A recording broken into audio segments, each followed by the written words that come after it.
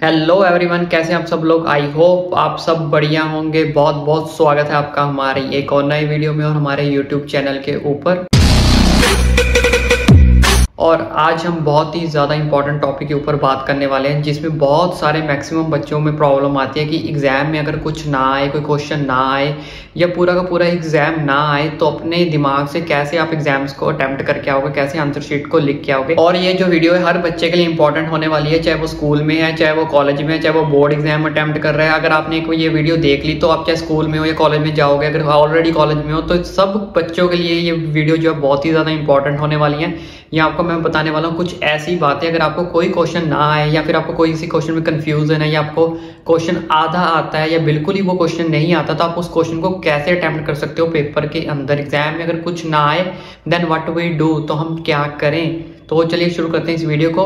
जैसे मैं आपको बताता रहूँगा, बस उन चीज़ों को अपने माइंड में रख लीजिए। अगर आपने ये चीज़ें अपने माइंड में रख के पेपर में अटेम्प्ट कर दी तो आप जो क्वेश्चन आपको नहीं भी आता होगा ना, आपको उसके भी नंबर मिलेंगे ही मिलेंगे। तो यहाँ आज हम दो क्वेश्चन को क्लियर करेंगे। पहला क्वेश्चन हमारे पास क्या है, फर्स्ट क्वेश्चन, एग्जाम में अगर आपको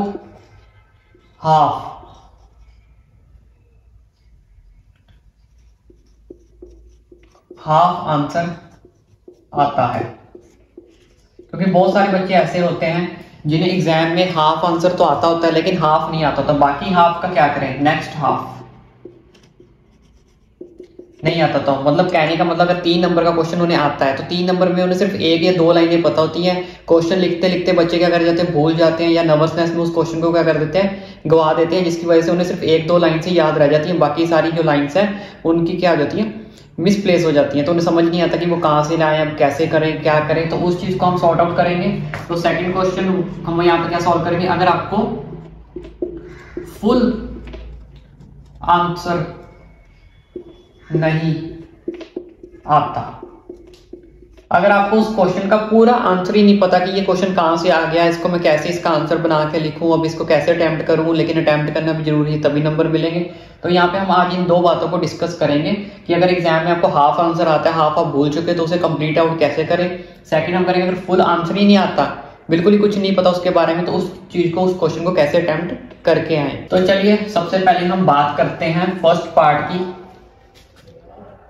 first part, if we know half answer, अगर हमें हाफ आंसर आता है तो बाकी नेक्स्ट हाफ का क्या करें। Next half is equal to question mark, कि नेक्स्ट हाफ का क्या करें। बच्चों अगर आपको हाफ क्वेश्चन आता है ना, तो उसमें सबसे पहले इसको लिखने की टेक्निक अपनाओ। उस टेक्निक में क्या है, अगर मान लो सपोज करो आपको हाफ आंसर आता है, मतलब आपको अप्रोक्सीमेट आप ले लो, अप्रोक्स 3 लाइंस आती हैं उस क्वेश्चन की, और क्वेश्चन को आपको लिखना है मैक्सिमम 6 to 8 लाइंस का। क्वेश्चन लिखना है आपको 6 to 8 लाइंस का, और आपको कितनी लाइंस आती हैं, सिर्फ 3 लाइंस आती हैं। तो इस केस में आपने क्या करना है, सबसे पहले 2 लाइंस लिखें जो आपको आती हैं। जो लाइंस आपको अच्छे से आती हैं उनको अटेम्प्ट कर दें। जो आपको फर्स्ट 2 लाइंस आती हैं उनको अच्छे से क्या कर दें, आप अटेम्प्ट कर दें। एक लाइन को बचा के रखें। उसके बाद आफ्टर 2 लाइंस उस क्वेश्चन के रिलेटेड आपको कुछ भी जो पता है, क्वेश्चन में कौन सा कीवर्ड यूज किया गया है, क्वेश्चन किस बारे में है, थोड़ी बहुत ही नॉलेज हर बंदे को होती है। जितनी भी नॉलेज आपको उस चीज के बारे में है, कोई इसमें से एक स्पेसिफिक कीवर्ड आपने चूज कर लेना है, उस चीज के बारे में आपको कितनी भी नॉलेज है वो सारी की सारी आपने क्या करनी है, 3 लाइन में लिख देनी है, 3 लाइंस में, नेक्स्ट 3 लाइंस में। नेक्स्ट 3 लाइंस में वो लाइन लिख दें। फर्स्ट आपने क्या लिखी थी, ये 2 लाइंस लिखी थी, इसके बाद आपने क्या लिखी थी, ये नेक्स्ट 3 लाइंस लिख ली। टोटल कितनी लाइंस होगी हमारे पास, 5 लाइंस टोटल होगी। अब बची कितनी है हमारे पास, 7, 8, 6 और 8 लिखनी, यानी कि 1 या 2 लाइंस बची हैं। तो लास्ट में आपने क्या करना है, 3 लाइंस हमें आती थी, जो लास्ट लाइन आपने यहां से बचा के रखी थी वो लास्ट लाइन आपने यहाँ पे अटेम्प्ट कर देनी है। तो is equal to total lines कितनी होगी, 6 लाइंस, और चाहिए भी कितनी थी हमें, 6 to 8 लाइंस। अगर 8 लाइंस तक पहुंचना है तो 5 के अगर 3 लाइंस की जगह आप क्या कर सकते हो, 4 लाइंस को बना दो। जितनी भी नॉलेज है आपको उसके बारे में क्या करो, सारा का सारा लिख दो, उसके बारे में टॉपिक के बारे में लिख दो, टॉपिक से कुछ भी लिख दो, बस उसके रिलेटेड होना चाहिए। क्वेश्चन में से कोई भी एक ऐसा वर्ड चूज कर लो जो आपको लगेगा जिसमें बार बार मान लो ऑर्गेनिज्म यूज हो रहा है, बार बार रेवोल्यूशन वर्ड यूज हो रहा है, कोई भी ऐसा वर्ड चूज कर लो, पिक कर लो, उसके बारे में लिखते जाओ 3-4 लाइन, और लास्ट लाइन जो आपने इसमें से बचा के रखी थी वो लास्ट में अपने अटेम्प्ट कर देनी है। मतलब आपका स्टार्टिंग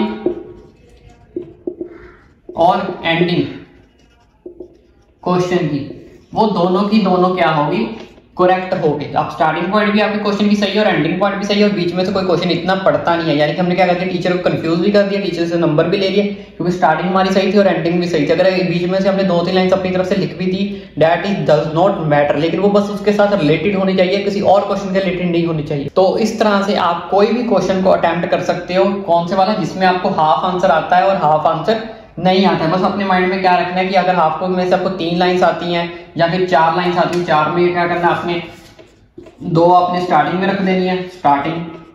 अगर आपको 4 लाइन्स आती हैं, 2 आपने किसके लिए रख देनी है, एंडिंग के लिए। और बीच में सेंटर में अपनी तरफ से कुछ भी अटेम्प्ट कर दें, अटेम्प्ट टू एनीथिंग बट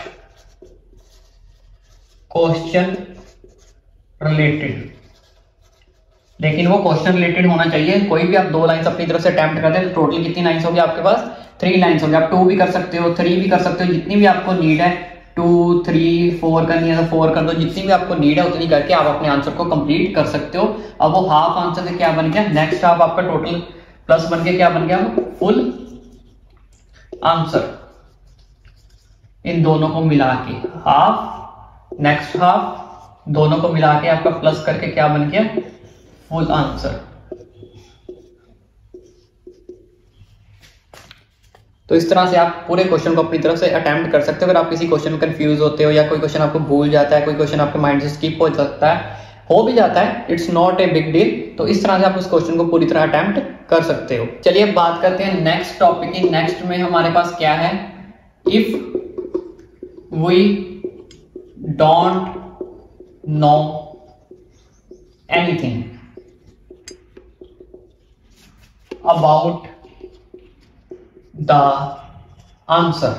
अगर हमें आंसर बिल्कुल ही नहीं आता, ना ही हमें आंसर के बारे में कुछ पता है, तो उसके रिलेटेड आपको क्या करना है, क्योंकि बहुत सारे बच्चे ऐसे होते हैं, बहुत सारे स्टूडेंट्स कह लो, या क्योंकि बहुत सारे बच्चे ऐसे होते हैं जिन्हें कोई ना कोई क्वेश्चन ऐसा होता ही होता है कि उनके माइंड से होता स्किप हो जाता है, या फिर उन्हें आता होता है वो भूल जाते हैं, या फिर बहुत सारे क्वेश्चन ऐसे भी होते हैं जो हमें कई बार हम पढ़ के नहीं जाते। एक आधा क्वेश्चन तो हमें मिल ही जाता है जो हमें बिल्कुल भी उसके बारे में जो है नॉलेज नहीं होती। तो इस केस में हमें क्या करना है कि अगर हम उस क्वेश्चन में हमें क्या करेंगे, हम एक टेक्निक यूज करेंगे जिसको हम बोलते हैं आंसर फ्रेमिंग टेक्निक। आंसर बनाने की टेक्निक है, ठीक है। इसमें आपने खुद आंसर बनाना है अपने माइंड से, लेकिन उस टाइम पे अगर आप जब ये क्वेश्चन अटेम्प्ट करने बैठो, उस टाइम आपकी थिंकिंग, कॉन्फिडेंस, पॉजिटिविटी, सब कुछ आपने अपने अंदर प्रेजेंट रखना है, घबराना नहीं है। इफ यू फील नर्वस, तब आप ये टेक्निक को यूज नहीं कर सकते। अगर आप नर्वस फील कर गए तो आप इस टेक्निक को यूज नहीं कर सकते। तो उस टाइम पे आपने सबसे ज्यादा अपने माइंड में क्या करना है, थिंकिंग को लेके आना, कि आप सोचो, घबराना नहीं है, कॉन्फिडेंस रखो अपने अंदर, पॉजिटिविटी रखो कि उस क्वेश्चन को अटेम्प्ट आज आप करके ही जाओगे। आज नहीं किया तो कभी नहीं किया, आज नंबर लेके ही छोड़ने हैं, इसके बाद मौका मिलेगा नहीं मिलेगा पता नहीं है। तो इसके इस चीज से अपनी थिंकिंग, कॉन्फिडेंस, पॉजिटिविटी अपने अंदर लेके आनी कि आज करके ही जाना है, कुछ भी हो जाए। अगर 3 नंबर का क्वेश्चन है तो 3 में से कम 2.5 तो लेके ही जाने हैं। तो इस केस में वो आपको क्या करना है, आंसर फ्रेमिंग टेक्निक के अंदर मान लो कोई भी अगर आपके पास क्वेश्चन आ गया, ठीक है, कोई भी क्वेश्चन आ गया, कुछ लिख लो, हाउ वी ऑर्गेनिजम्स प्रोड्यूस या रिप्रोड्यूस। तो इसमें देखो, इस क्वेश्चन में हमारे पास क्या क्वेश्चन आ गया, हाउ वी ऑर्गेनिज्म प्रोड्यूस या रिप्रोड्यूस। तो इसमें देखो अपने सबसे आंसर फ्रेमिंग टेक्निक के अंदर क्या देखना है कि इसमें से सबसे मेन इंपॉर्टेंट जिस क्वेश्चन का जो टॉपिक है या वो वर्ड है वो कौन सा है, इसमें से हमारे पास दो इंपॉर्टेंट टॉपिक है, एक ऑर्गेनिज्म, एक या प्रोड्यूस या रिप्रोड्यूस।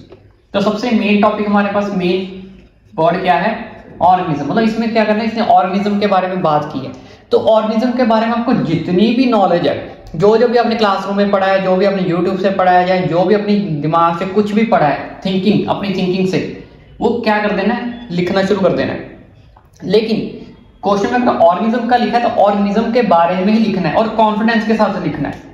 कॉन्फिडेंस के साथ, जितना आप कॉन्फिडेंस के साथ लिखोगे ना अपने आप को, उतनी जो लाइंस हैं वो आपको ज्यादा याद आएंगी। आपको ज्यादा याद आएगा कि मैंने उस टॉपिक में के बारे में क्या पढ़ा था, ऑर्गेनिज्म के बारे में क्लास में मैडम क्या बोल रही थी, क्लास में सर क्या बोल रहे थे, मैंने ये टॉपिक यूट्यूब से पढ़ा था या फिर मैंने अपने फ्रेंड से सुना था। तो कॉन्फिडेंस जितना ज्यादा आपके पास होगा तो उतनी लाइन्स आपको ज्यादा याद आएंगी। अगर आप कॉन्फिडेंस ऐसे डाउन करके बैठ जाओगे, नहीं मुझे नहीं आता, मैं क्या करूं, हाँ ये क्वेश्चन कैसे आ गया, ये तो आउट ऑफ सिलेबस आ गया, मैंने पढ़ा ही नहीं था, तो उस चीज में आपकी क्या होगी, आप बिल्कुल नेगेटिव में चले जाओ। उस टाइम पे आपकी काम आएगी पॉजिटिविटी। तो पॉजिटिविटी, थिंकिंग, कॉन्फिडेंस, अगर ये तीनों आपके पास उस टाइम प्रेजेंट हैं आपके माइंड के अंदर, क्योंकि ये जो चीजें हैं ये आपको टीचर ने नहीं देनी है, ये उस टाइम बैठे बैठे आपने खुद अपने अंदर लेके आनी है। एग्जाम हॉल के अंदर बैठे बैठे, आप क्लासरूम में बैठे हो, एग्जाम हॉल में कहीं पे बैठे हो, वहां पे ये तीनों थिंकिंग जो है, तीनों चीजें आपको खुद अपने माइंड में लेके आनी है। ये ना आपको कहीं से पेड मिलेगी, ना ये आपको कोई देगा आके। उस टाइम पे ये तीनों चीजें अपने माइंड में लाओ और अपने आंसर को अटेम्प्ट कर जाओ और नंबर ले जाओ। तो अगर मान लो ऑर्गेनिज्म का वर्ड यूज हुआ है तो आपने ऑर्गेनिज्म के बारे में जितनी भी नॉलेज है, 3 नंबर का क्वेश्चन आपकी, तो 5 से आप 7 लाइनें लिख दो, 7 से 8 लाइनें, अगर 4 नंबर का आ जाए, 8 से 10 5 नंबर में आ जाए, 10 से 12 तक ले जाओ उसे मैक्सिमम। मतलब जितनी भी नॉलेज है आपने उस चीज को ऑर्गेनिज्म और प्रोड्यूस के बारे में क्या करते हैं, लिख के आ जानी है। ऑर्गेनिज्म के बारे में लिख के आना है। देखिए अगर आप ऑर्गेनिज्म रिप्रोडक्शन के बारे में लिखा होगा तो वो तो टोटली गलत हो जाएगा। ऑर्गेनिज्म वाले चाहे वो उसके रिलेटेड है, मतलब हर लाइन में, हर सेकंड वर्ड के अंदर या सेकंड लाइन के अंदर आपका organism word, produce word use हो जाना चाहिए। मान लो अगर 5-7 लाइन से लिख रहे हो, 5 में से हर सेकंड लाइन में आपका ऑर्गेनिज्म वर्ड आ जाए तो ऑर्गेनिज्म, मतलब टीचर को पता चले कि ऑर्गेनिज्म के बारे में ही लिख रहा है, जिसकी वजह से ऑर्गेनिज्म जो वर्ड है वो हर सेकंड थर्ड लाइन में क्या हो रहा है, रिपीट आउट हो रहा है, रिपीट आउट हो रहा है। तो कुछ भी इस तरह से आपने अपने क्वेश्चन को अटेम्प्ट करके आओगे तो आपका आंसर मिलेंगे और इस चीज का कोई भी नंबर जो है वो नहीं कटेगा, क्योंकि टीचर बोलते हैं ना हमेशा क्वेश्चन अटेम्प्ट करके आओ, खाली पेपर नहीं छोड़ के आना। खाली पेपर बिल्कुल नहीं छोड़ना, इस तरह से आपने क्वेश्चन अटेम्प्ट करके आना है और अपने नंबर लेके जाने हैं। और इस टेक्निक को बोलते हैं आंसर फ्रेमिंग टेक्निक, आंसर को बनाने की टेक्निक, कि आप आंसर को कैसे बना सकते हो खुद।